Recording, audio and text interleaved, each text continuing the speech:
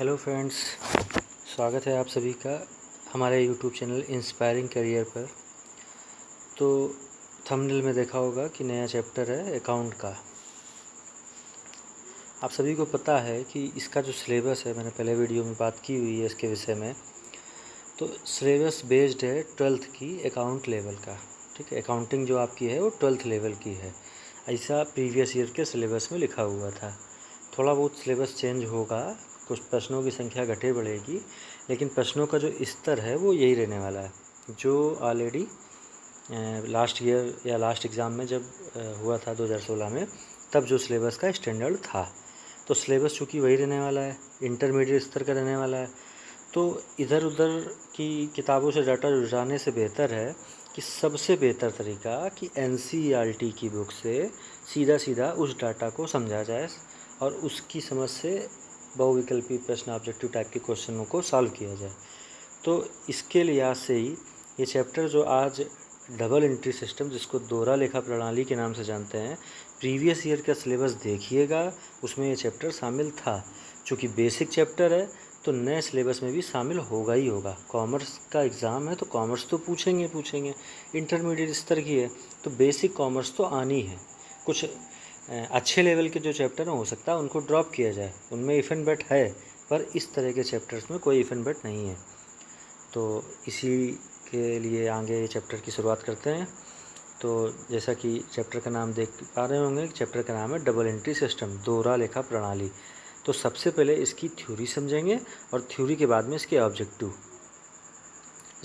भी बहुत बेहतरीन प्रश्न आपके लिए लाए NCERT की बुक से ही हैं, किसी कम्पिटेटिव एग्ज़ाम की बुक नहीं है। जो हाई स्कूल इंटर की बुक्स में क्वेश्चन मिलते हैं वही वाले क्वेश्चन है और वही मिल रहे हैं आपके एग्ज़ाम में भी। तो सबसे पहले बात करेंगे दोहरा लेखा प्रणाली। तो थोड़ा सा पढ़ते हैं इसके बारे में कि दोहरा लेखा प्रणाली से आशय ऐसी प्रणाली से है जिसके अंतर्गत प्रत्येक व्यापारिक सौदे के लिए दो अलग अलग पक्ष प्रभावित होते हैं, जिसमें एक पक्ष डेबिट होता है तो दूसरा पक्ष क्रेडिट होता है। अतः हम कह सकते हैं कि प्रत्येक सौदे के दो पक्षों में एक साथ लेखा किए जाने के कारण इसे दोहरा लेखा प्रणाली कहते हैं। बहुत बेसिक बात बताते हैं आपको कि इसके लिए बस इतनी समझ बहुत ज़रूरी है रखना, क्या कि जब कभी भी व्यापार में आपके पास में कभी कोई एक सौदा होगा तो डबल एंट्री सिस्टम ये कहता है कि उस सौदे के निश्चित तौर पर दो पक्ष होंगे। मान लीजिए कुछ भी आपने ख़रीदा, बदले में आपने कैश दिया होगा, जो ख़रीदा होगा वो व्यापार में आया होगा, तो दो पक्ष होगा, एक खरीदने वाला और एक बेचने वाला। दोहरा लेखा प्रणाली या डबल एंट्री सिस्टम का ये मतलब बिल्कुल भी नहीं है कि उस खरीदी गई वस्तु के लिए आप दो जगह पर एंट्री करें। ऐसा डबल एंट्री सिस्टम नहीं कहता है। डबल एंट्री सिस्टम कहता है कि आप एक ही एंट्री करेंगे, उस एंट्री में कोई ना कोई एक पक्ष डेबिट होगा और कोई ना कोई एक पक्ष क्रेडिट होगा। ये बात समझ में आ रही ना? बस यही बात है। बार बार जब ऑब्जेक्टिव क्वेश्चन करेंगे ना तो उसमें बार बार ये ऑप्शन मिलेगा कि डबल एंट्री सिस्टम में क्या डबल एंट्री होती है, क्या डबल बुक्स बनती हैं? ना भाई, क्यों बनेंगी डबल बुक्स? डबल एंट्री तो यूं ही हुई जा रही है कि हर एक सौदे में कुछ आया, बदले में कुछ गया। मान लीजिए आपने कुछ एक फर्नीचर ख़रीदा तो फर्नीचर आया है, बदले में क्या गया है? कैश गया है। आपने अपनी सर्विस बेची तो क्या आया? पैसा आपके पास आया और बदले में आपने क्या उसको सर्विस प्रोवाइड करी। तो ये क्या हुआ? इसकी दो एंट्री करेंगे ना, एक एंट्री करेंगे, एक एंट्री के दो पक्ष रखेंगे ना, जो गया और जो कुछ आया। ठीक है, इसको ही क्या कहते हैं? डबल एंट्री सिस्टम कहते हैं। ठीक, देखिए इसी में ये एग्जांपल पहले लिखा हुआ है कि नगद फर्नीचर ख़रीदा। अब जब आपने फर्नीचर ख़रीदा है, ठीक है, तो एक चीज़ ये ध्यान रखिएगा कि अकाउंट के रूल होते हैं। जो आएगा उसको डेबिट करेंगे, आने वाला ऋणी और जाने वाला धनी। ठीक है, जो आएगा उसको ऋणी करेंगे, जो जाएगा उसको क्रेडिट करेंगे।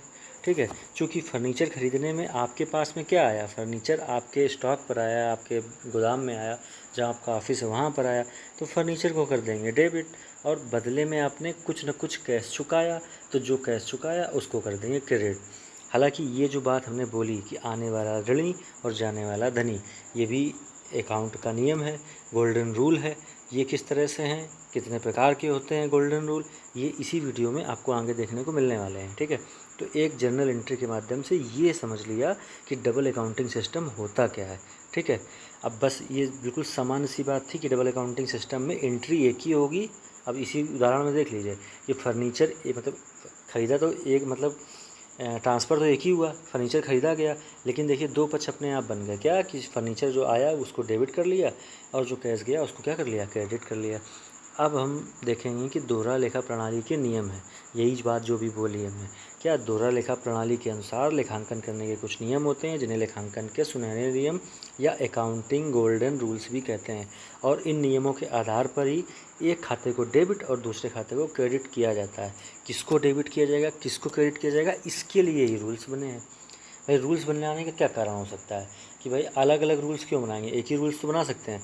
अलग अलग रूल्स बनाने का बस बेसिक कारण क्या है कि किसको डेबिट करेंगे, किसको क्रेडिट करेंगे, इसके लिए कुछ नियम कानून आपको दे दिए गए हैं। वो नियम कानून आपको समझने हैं कि कब डेबिट करेंगे, कब क्रेडिट करेंगे। ठीक है, इस प्रणाली के अंतर्गत 3 खाते बनाए जाते हैं और इन खातों के नियम इस प्रकार हैं।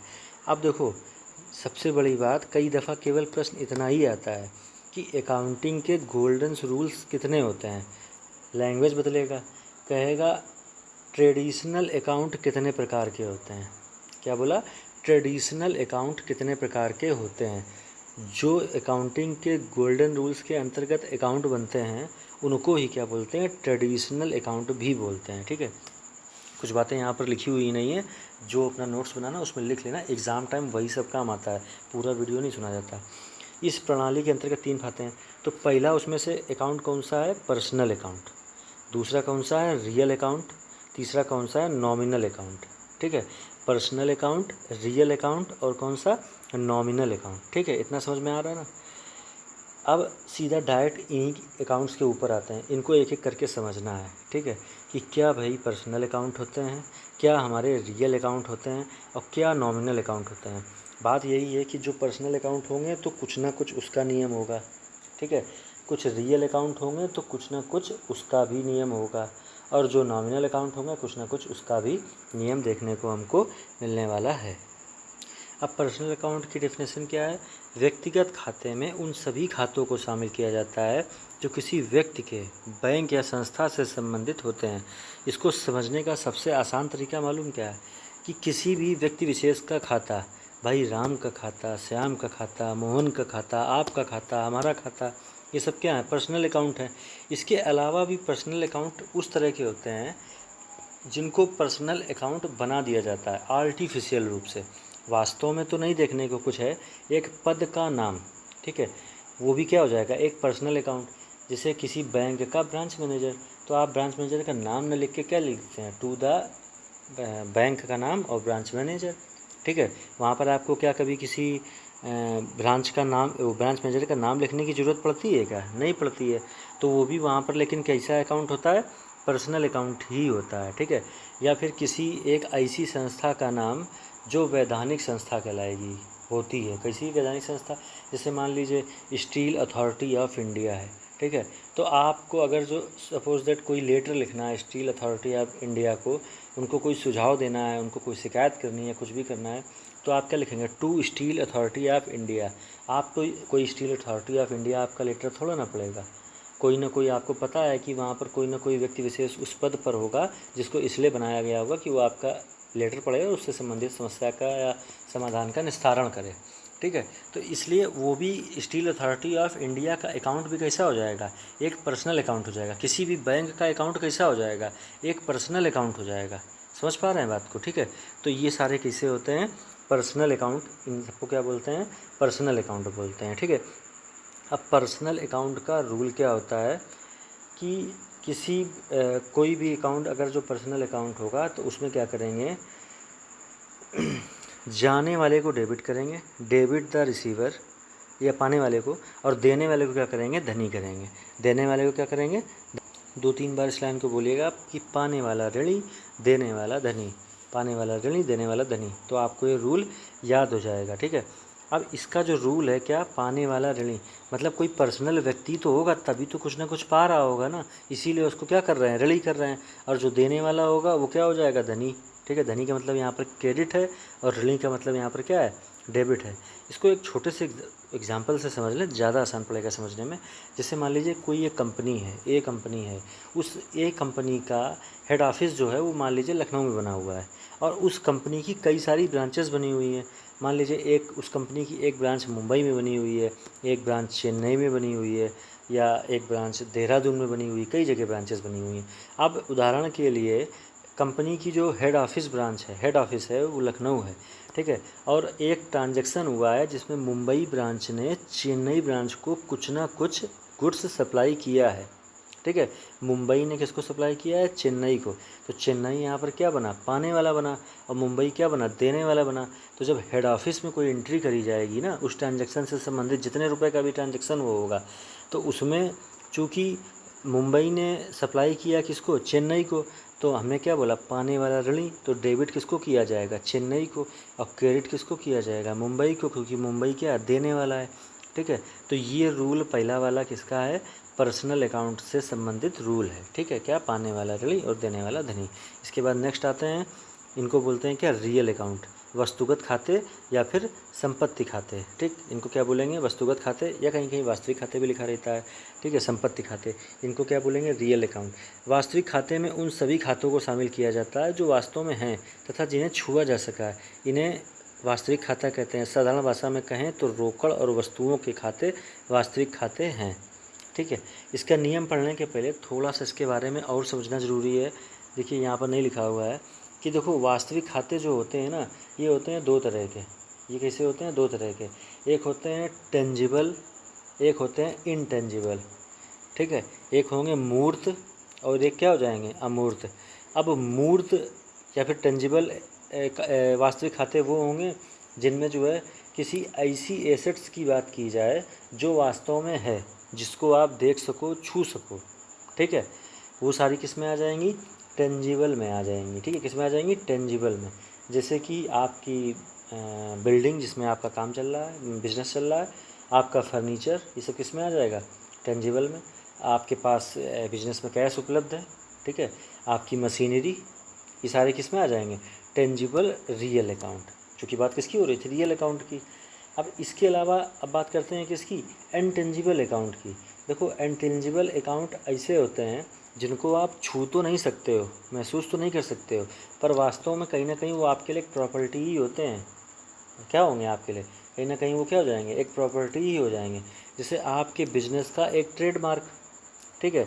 मान लीजिए अभी स्टील अथॉरिटी ऑफ इंडिया की बात की थी, तो उसका क्या है? एक ट्रेडमार्क है, वो उसका एक सिंबल है, वो उसके प्रोडक्ट के ऊपर लग जाता है तो उसकी वैल्यू बढ़ जाती है, ठीक है।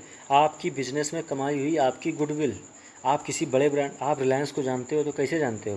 रिलायंस की गुडविल से। कल को रिलायंस कोई प्रोडक्ट लाता है मार्केट में तो आप इस पर विश्वास कर सकते हो, क्यों? क्योंकि उसकी गुडविल अच्छी है। लेकिन आप उसको छू नहीं सकते हो। क्या गुडविल को छू सकते हो क्या? एग्जाम्पल के लिए जैसे कहें हम, आपका कोई बिजनेस में काम होने वाला है एक सॉफ्टवेयर, ये भी किसी है इनटेंजिबल एसेट्स का उदाहरण है, या फिर इनटेंजिबल रियल अकाउंट का उदाहरण है। क्यों? सॉफ्टवेयर को छू सकते हो क्या? आपको बिल काटना है तो आप जाएंगे उस सॉफ्टवेयर पर और अपनी बिलिंग कर लेंगे। तो रियल अकाउंट हमारे किस तरह के होंगे? टेंजिबल रियल अकाउंट और क्या? Intangible real account. Tangible real account के बारे में बता दिया, और किसके बारे में बता दिया? इनटेंजिबल रियल अकाउंट के बारे में भी। अब इसके लिए क्या होगा? रूल, मतलब इसका रूल क्या होगा कि आने वाला ऋणी और जाने वाला धनी। डेबिट वाट कम्स इन, क्रेडिट वाट गोस आउट, ठीक है। अब इसको समझने के लिए सबसे बेहतर उदाहरण क्या है? जैसे अभी ऊपर बात करी क्या कि आपने व्यापार के लिए एक फर्नीचर ख़रीदा, तो जब फर्नीचर ख़रीदा है तो बदले में क्या गया होगा? कैश गया होगा ना। तो अब जब फर्नीचर आया है तो फर्नीचर अकाउंट को कर दोगे क्या? डेबिट। चूँकि बदले में कैश गया है तो कैश को क्या कर दोगे? क्रेडिट। ये जो है रूल किसका है? रियल अकाउंट का। किसका रूल है ये? गोल्डन रूल्स जो तीन हैं, उन तीन में से ये रूल किसका है? रियल अकाउंट का। इसके बाद में जो अगला हमारा अकाउंट का प्रकार है, खाते का प्रकार है, वो क्या है? नाम मात्र के खाते या अव्यक्तिगत खाते, नॉमिनल अकाउंट। देखिए नॉमिनल अकाउंट क्या होंगे? जो पर्सनल अकाउंट ना हो, ठीक है। और ये क्या हो? नॉमिनल, मतलब नाम मात्र के लिए बनाए गए हों। नाम मात्र का मतलब समझ रहे हैं? जिसका वास्तव में किसी व्यक्ति विशेष से संबंध ना हो, बल्कि सभी के लिए हो। क्या हो? वास्तव में किसी व्यक्ति विशेष से संबंध ना हो, लेकिन जो है सभी किससे संबंधित हो। कैसे, इस बात को समझने के लिए थोड़ा सा आसान भाषा में, जैसे मान लीजिए कि आपने अपने संस्थान के कर्मचारी हैं, जो कर्मचारी काम कर रहे हैं, उनके लिए आपने वेजेस दी, ठीक है, वेजेस दी। तो जब इसमें क्या हुआ, आपके पास से धन गया, तो जो धन गया है क्या उसके लिए कैश अकाउंट बनाएंगे? नहीं बनाएंगे। उसको किसके अंतर्गत लिख देंगे? वेजेस अकाउंट के अंतर्गत। उदाहरण के लिए मान लीजिए आपके बिजनेस में आपको इंटरेस्ट प्राप्त हुआ, तो क्या हुआ, कैश आया ना, तो क्या इसको कैश अकाउंट के अंतर्गत शो कर देंगे? नहीं शो करेंगे। इसको क्या करेंगे, इसके लिए हम जो है इंटरेस्ट अकाउंट बना लेंगे कि हमको इंटरेस्ट मिला, तो उसके लिए हमने क्या बना लिया, इंटरेस्ट अकाउंट बना लिया। ठीक, बस इतनी सी बात है। ये सब किस प्रकार के खाते होते हैं? नॉमिनल अकाउंट, जो नाम मात्र के खाते होते हैं। और एक चीज़ इनसे बेसिक ये ध्यान रखिएगा कि नॉमिनल अकाउंट को कह सकते हैं कि ये एक वर्ष के लिए ही बनाए जाते हैं, एक फाइनेंशियल ईयर के बाद में समाप्त हो जाते हैं। इनका ट्रांजैक्शन करके इनको नेक्स्ट ईयर नहीं लेके जाया जाता है। ठीक है। अब नॉमिनल अकाउंट में दो ही तरीके हो सकते हैं, या तो आपके खर्चे या तो आपके आय। या तो खर्चे हो जाएंगे या फिर क्या हो जाएंगे, आय। या तो आपका लॉस हो रहा होगा या तो क्या हो रहा होगा, प्रॉफिट। अब खर्चे और लॉस इन दोनों को क्या करेंगे, डेबिट कर देंगे। और जो आपकी आय है, ठीक है, क्या हो जाएगा, आपकी आय। और जो कुछ भी आपने प्राप्त किया है, या फिर आपने, ये मतलब प्रॉफिट का मतलब क्या है, ठीक है, आय और जो है जो कुछ भी आपने प्राप्त किया है, ठीक, इन सभी को क्या करेंगे, क्रेडिट कर देंगे।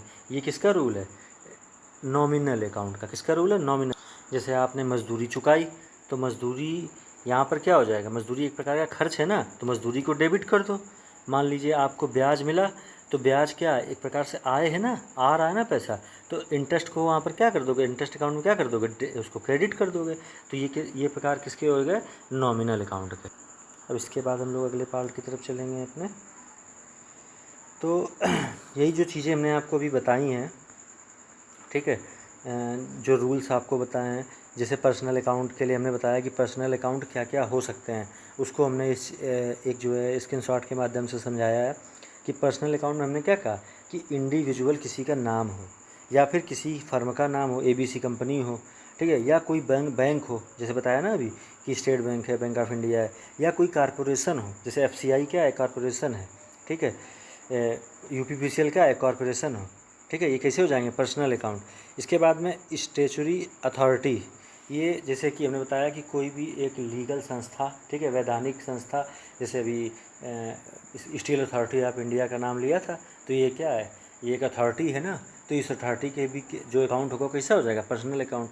जो रियल अकाउंट होंगे उसके लिए हमने बताया कि एसेट्स, जैसे कि कैश हुआ, लैंड हुआ, बिल्डिंग हुआ, पेटेंट हुआ, गुडविल। यहाँ ये नहीं लिखा है कि टेंजेंट और कौन सी इंटेंजेंट, ठीक है, उस बात को समझिएगा। नॉमिनल अकाउंट, जैसे हमने बताया कि सारे के सारे एक्सपेंसेस और आपके यानी खर्चे और आपकी हानियाँ। इसके बाद में आपके लाभ, ठीक है, और आपकी प्राप्तियाँ, वो सारे किस में आ जाएंगे, नॉमिनल अकाउंट में आ जाएंगे, ठीक है। इतनी सी बात है इसके अंतर्गत। इसके बाद में बात करेंगे थोड़ी सी डिटेल, और ये जो पर्सनल अकाउंट होते हैं इसका रूल क्या हो सकता है, यही बात जो भी हमने आपको वहाँ हिंदी में बताई थी, ये इंग्लिश में थोड़ा सा याद करेंगे तो ज़्यादा आसानी से एग्ज़ाम में परफॉर्म कर पाएंगे, चीज़ें रिकॉल कर पाएंगे। पर्सनल अकाउंट का रूल क्या बताया, डेबिट द रिसीवर, पाने वाला ऋणी, देने वाला धनी बताया था, तो debit the receiver and credit the pair account, ठीक है, देने वाला क्या हो जाएगा, धनी। नॉमिनल अकाउंट में क्या बताया, debit the account of expenses, अभी बताया नाम मात्र के खाते हैं, जितने खर्चे हैं, जितनी हानियाँ, उनको डेबिट कर दो, और जितने भी लाभ हैं, जितनी भी प्राप्तियाँ, उनको क्या कर दो, क्रेडिट कर दो। इसके बाद में अगला क्या है, रियल अकाउंट। तो रियल अकाउंट में क्या होगा, debit the account of what comes in and credit the accounts what goes out. Furniture वाला उदाहरण बताया था कि जो आए, जो कुछ भी व्यापार में आए उसको डेबिट कर दो, जो कुछ भी जाए उसको क्या कर दो, क्रेडिट कर दो। यही बात इसमें समझाई गई है, ठीक है। इसके नीचे वाला जो पोर्शन है, इसको जो है थोड़ा सा डीप में पढ़िएगा, इसमें अच्छी अच्छी सी चीज़ें, कॉन्सेप्ट लिखे हुए हैं, इनको पढ़ेंगे तो जो है आपका MCQ फॉर्म का जो क्वेश्चन है ना, वो ज़्यादा आसानी से हो पाएगा, ठीक है। इसके बाद में अब डायरेक्ट हम लोग किसकी तरफ चलेंगे, MCQ क्वेश्चन की ही तरफ चलेंगे। सीधा क्या करना है, अब हम लोगों को MCQ क्वेश्चन ही करने हैं, ठीक। इसमें एक एक करके MCQ क्वेश्चन डिस्कस करते हैं। Double entry system was invented by, देखिए ये जो डबल एंट्री सिस्टम है, ये पूछ रहा है कि ये इसकी खोज किसने करी थी, इसको बनाया किसने था, ठीक है। तो इसके लिए एक बहुत इम्पोर्टेंट नाम है लुकास पैकियोली, ठीक है। क्या नाम है? Lucas Pacioli. ये नाम इसलिए भी ज़्यादा इम्पोर्टेंट है क्योंकि भाई ये जो है ना, ये पापा हैं किसके? अकाउंट के। जब 10th वाली अकाउंट की बुक खोलेंगे ना, तो उस जगह पर भी इनका नाम मिल जाएगा। इसलिए इसको बहुत अच्छे से याद रखना आप कि जो लुकास पैकियोली हैं वो क्या है? डबल अकाउंटिंग सिस्टम के पापा हैं। ये बहुत इंपॉर्टेंट बात है, इसको अभी से रट लेना, ठीक है। इसके बाद में अगला है कि the book the computerized scriptorize written by Lucas Pacioli was published in the year of, कि लुकास पैकियोली ने जो डबल अकाउंटिंग सिस्टम दिया है वो इस बुक में दिया है। और ये बुक किस वर्ष पब्लिश की गई है, ये क्वेश्चन भी ज़्यादा समझने वाला नहीं, केवल रटने वाला है। क्या? 1494 में। कब की गई है? 1494 में। इसके बाद में नेक्स्ट क्वेश्चन की तरफ बढ़ेंगे।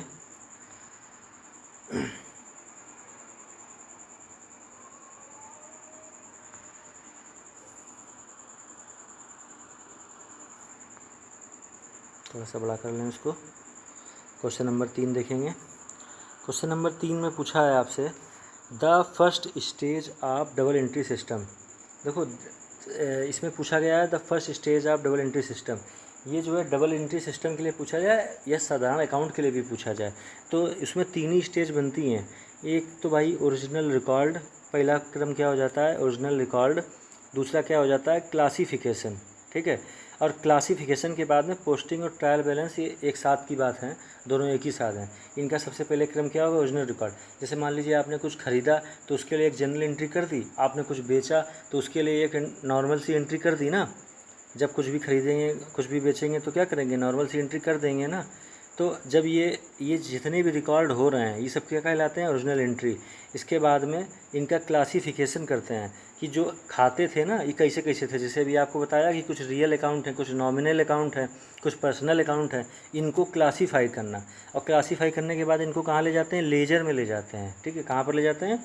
लेजर में ले जाते हैं। और उस लेजर से ही हम लोग क्या बना लेते हैं? लेजर को चेक करने के लिए क्या बना लेते हैं? Trial balance. और जब ट्रायल बैलेंस बन जाता है तो फिर हमारे फाइनल अकाउंट बनने लगते हैं, प्रॉफिट एंड लॉस वगैरह या बैलेंस शीट वगैरह, ये trading account.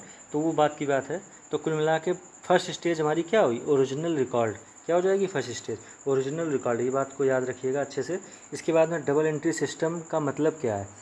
Double entry system का मतलब इसमें 4 ऑप्शन दिए हैं। Entry for the 2 aspects of transaction, entry in 2 sets of books, entry in 2 real account, 2 entries in 1 set of books, ठीक है।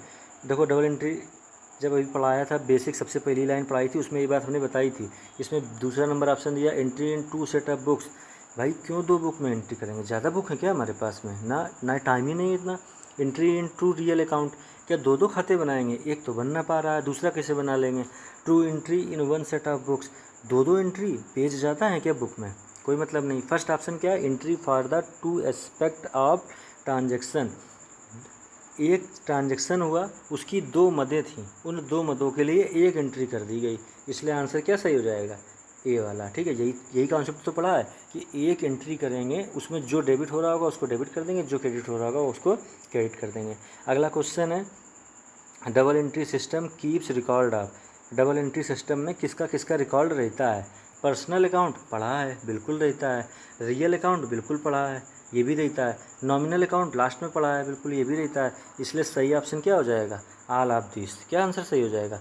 All of this. इसके बाद में अगला क्या है दिया है भाई कि debit the losses and expenses and credit the gains and income is applicable to.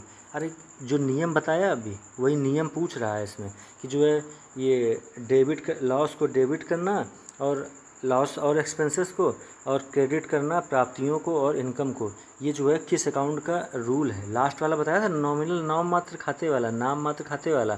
क्या बताया था कि जो हानियाँ हो रही हैं, ठीक है, उस या फिर जो कुछ भी जा रहा है उसको क्या कर देंगे? ऋणी। और जो प्राप्तियां हैं या फिर लाभ हैं उनको क्या कर देंगे? धनी। वही बात पूछ रहा है। इसके बाद पूछ रहा था debit the receiver and credit the giver is applicable. भाई रिसीवर और गिवर 2 शब्द मिले, तुरंत दिमाग में लाना है क्या कि कोई लेने देने वाला है कि नहीं है। जब है रिसीवर और गिवर तो मतलब क्या हुआ, पर्सनल अकाउंट। कौन सा अकाउंट हो जाएगा, पर्सनल अकाउंट। सातवें का आंसर क्या हो जाएगा, ए वाला। इसके बाद में आठवां क्या दिया है, outstanding expenses is in the nature of. Outstanding expenses ये किस नेचर के होते। देखो भाई, वैसे तो आपने पढ़ा कि कोई भी एक्सपेंसेस होगा या फिर कोई भी इनकम होगी वो किस में चली जाएगी, नॉमिनल अकाउंट में। लेकिन वहाँ पर क्या हो रहा था कि जितने भी एक्सपेंसेस थे, जैसे मान लो वेजेस दी जा रही थी, तो वेजेस बहुत सारे लोगों को दी जा रही थी, उसको एक हेड के अंदर दिखाया जा रहा था, किस हेड में, वेजेस के हेड में। लेकिन अब अगर जो आपको कोई भी एक्सपेंसेस दिया हो, ठीक है, या कोई भी इनकम दी हो और उसको स्पेसिफाई कर दिया गया हो, स्पेसिफाई करने का मतलब क्या है कि उसको जो है कुछ अलग कर दिया गया हो, दूसरे एक्सपेंसेस से कुछ अलग कर दिया गया हो, ठीक है। ये संज्ञा पढ़ी है हिंदी में, ठीक है। एक होती है जातिवाचक संज्ञा, ठीक, या एक होती भाववाचक संज्ञा, एक होती व्यक्तिवाचक संज्ञा। अब वो जातिवाचक संज्ञा जिसके अंतर्गत सारी चीज़ें शामिल हैं, उसको अगर जो व्यक्तिवाचक संज्ञा बनाना हो, जैसे वहाँ पढ़ते हैं कि नदी, वो जातिवाचक संज्ञा में, और कह देते हैं गंगा नदी तो कह देते हैं व्यक्तिवाचक संज्ञा। बस भाई वही कॉन्सेप्ट है यहाँ पे। अगर जो जस्टिफाई क्लियर कर दिया गया हो अलग, किसको, आपके नॉमिनल अकाउंट को क्लियर जस्टिफाई कर दिया गया हो, तो वो जो अकाउंट बन जाता है ना, उस अकाउंट को ही क्या बोलते हैं, रिप्रेजेंटेटिव पर्सनल अकाउंट। क्या बोलते हैं, रिप्रेजेंटेटिव पर्सनल अकाउंट। अब वो चाहे आपके खर्चे की बात की जा रही हो और चाहे आपके इनकम की बात की जा रही हो। इतना समझ में आया ना, बस इतनी सी ही बात है इस क्वेश्चन में, और बहुत ज़्यादा परेशान होने की ज़रूरत नहीं है कि जो है बहुत कठिन हो गया है। बिल्कुल नॉर्मल सी बात है, इसको इतने ही आसान तरीके से समझेंगे कि जो है जो नॉमिनल अकाउंट था उसको स्पेसिफाई कर दिया गया, तो वो कौन सा अकाउंट बन गया, आपका रिप्रेजेंटेटिव पर्सनल अकाउंट, ठीक। इसके बाद में देखो क्या दिया है कि prepaid expenses account is a, prepaid expenses account is a. अब देखो एक्सपेंसेस की बात यहाँ पे भी की गई है ना। अब चूँकि वहाँ पर पीछे वाले क्वेश्चन में आउटस्पेंडिंग था, मतलब अदत्त थे, और प्रीपेड का मतलब क्या होगा, पूर्व दत्त। कुल मिलाकर के यहाँ पर उसको अलग स्पेसिफाई कर दिया गया कि नहीं कर दिया गया। अब जब कर दिया गया है तो ये आपको पता है कि ये क्या बन गया, रिप्रेजेंटेटिव पर्सनल अकाउंट। चूँकि ऑप्शन में नहीं दिया है तुम्हारे, लेकिन तुम्हारे पास में क्या है, पर्सनल अकाउंट ऑप्शन में है ना। जब पर्सनल अकाउंट ऑप्शन में है तो हमारा ऑप्शन भी क्या सही हो जाएगा, पर्सनल अकाउंट। होता रिप्रेजेंटेटिव पर्सनल अकाउंट तो वही सही होता। इसके बाद में अगला क्या दिया है, bad debts account is a, मतलब बैड डेब्ट्स अकाउंट क्या है, किस प्रकार का अकाउंट है। देखो बैड डेब्ट्स अकाउंट दिया है, क्या बैड डेब्ट्स के लिए बैड डेब्ट्स क्या कोई रियल अकाउंट होता है क्या, ये तो बना लिया जाता है सडन अकाउंट, सडनली कि कुछ नुकसान हो जाएगा तो उसके लिए बना लेंगे।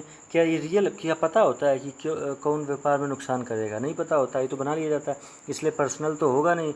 रियल में हमने क्या बताया, टेंजिबल इंटेंजिबल, उसमें क्या इसका आया है, क्या नहीं आया है, इसलिए बचा क्या हमारे पास, एक ही तो बचा है, कौन सा, नॉमिनल अकाउंट। तो इसका आंसर क्या हो जाएगा, सी वाला। Account which represent an item of assets is called, जो अकाउंट एसेट्स को रिप्रेजेंट करे, बताया ना भाई, टेंजिबल एसेट्स और कौन सी, intangible assets.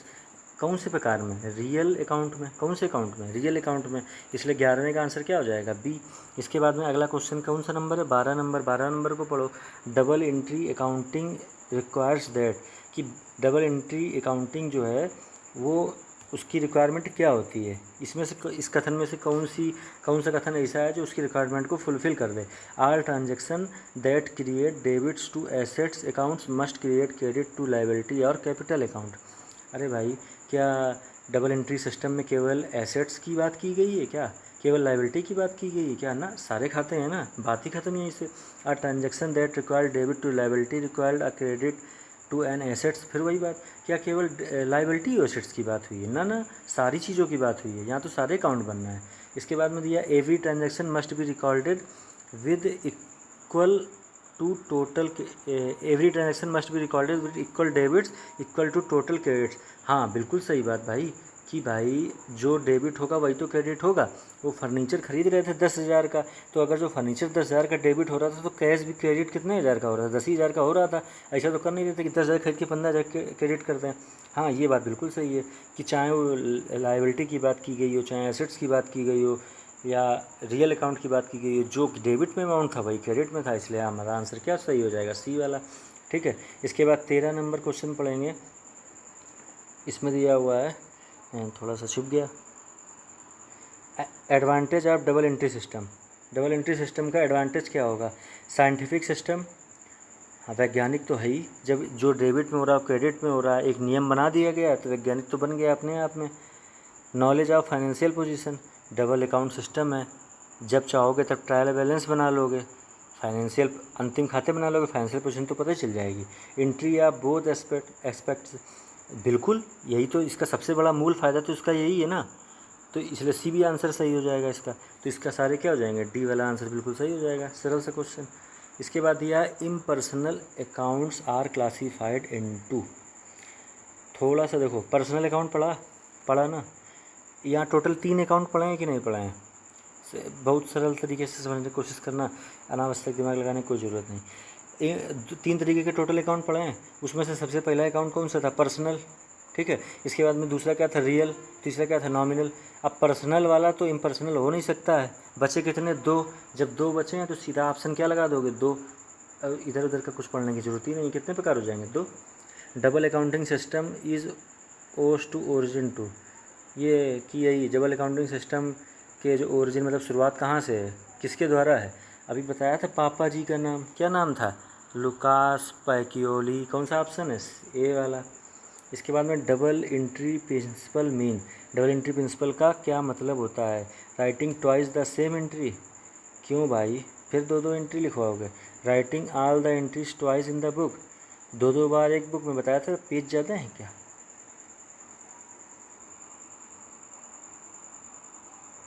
Having debit for every credit and credit for each debit. यही बात तो पढ़ते चले आ रहे हैं उतनी देर से कि जो डेबिट में होगा वही क्रेडिट में हो जाएगा। आंसर क्या हो जाएगा? सी वाला। प्रोप्राइटर अकाउंट इज, व्यापार हुआ, कंपनी है किसी की, छोटी सी बड़ी कंपनी हो, छोटी सी हो, कंपनी कोई ना कोई प्रोप्राइटर होगा। जब प्रोप्राइटर होगा तो उस प्रोप्राइटर का कुछ ना कुछ नाम होगा। नाम होगा तो कैसा अकाउंट बन गया? पर्सनल अकाउंट, बात खत्म। In case of bad debts which account is credited. Bad debts को डेबिट कर दो। In case of bad debts which account is credit. Bad debts बनता किसके लिए है? जिनको तुमने ऋण दिया होता है, व्यवसाय से कुछ गुड्स सप्लाई किया होता है, तो वो तुम्हारे कौन होते हैं? डेटर्स होते हैं ना। उनको क्या बोलते हैं? डेबिटर्स, ऋणी, ठीक है। तो इन केस ऑफ बैड डेब्ट विच अकाउंट इज क्रेडिटेड। जब बैड डेब्ट्स बनाओगे तो बैड डेब्ट्स को तो डेबिट कर दोगे, क्रेडिट किसको कर दोगे? डेटर्स अकाउंट को। तो इसका आंसर क्या सही हो जाएगा? सी वाला, ठीक है। इसके बाद में नेक्स्ट क्वेश्चन देखेंगे। Bank overdraft account is. अब दुनिया भर का दिमाग ही लगाने की जरूरत है। बैंक ओवरड्राफ्ट हो, बात बताई थी ना किसकी? कि बैंक की। किसकी बात बताई थी? बैंक की। कि स्टेट बैंक हो या बैंक ऑफ इंडिया हो, अकाउंट कैसा होगा? पर्सनल हो जाएगा बस। ओवरड्राफ्ट है कि नहीं है, कुल मिला के बैंक का अकाउंट है, इसलिए अकाउंट कौन सा हो जाएगा? पर्सनल। अब ये बैंक ओवरड्राफ्ट पता ही होगा कि जैसे बैंक पासबुक बनाता है वैसे ही अपने पास में कैश बुक बनाते हैं। उस कैश बुक में ओवरड्राफ्ट की एंट्रीज़ किया करते हैं, मतलब बैलेंस मिलाने के लिए किया करते हैं, ठीक है, कि पासबुक और कैश बुक का बैलेंस बराबर है कि नहीं। तो मिला के अकाउंट कैसा हो जाएगा? Personal account. इसके बाद में जो अगला क्वेश्चन दिया, आउटस्टैंडिंग सैलरी इज़ ए। जब आउटस्टैंडिंग सैलरी क्या है? सैलरी जो है एक प्रकार का खर्चा है कि नहीं है, इतना बताओ बस। जब खर्चा है, हमने बताया था खर्चे हों या आए हों, क्या हो जाएंगे? नॉमिनल अकाउंट, ठीक है। अब जब नॉमिनल अकाउंट को स्पेसिफाई कर दिया जाए, इसने क्या कर दिया तुमको? आउटस्टैंडिंग सैलरी, मतलब सैलरी की इसी आउटस्टैंडिंग जो भी क्या है, बाकी है, अदत्त है, तो हमने क्या बताया था? Representative personal account. किस में बदल जाती है तुरंत? रिप्रेजेंटेटिव पर्सनल अकाउंट में। इसके बाद में 21 नंबर क्वेश्चन है, general reserve account and dividend equalisation fund account.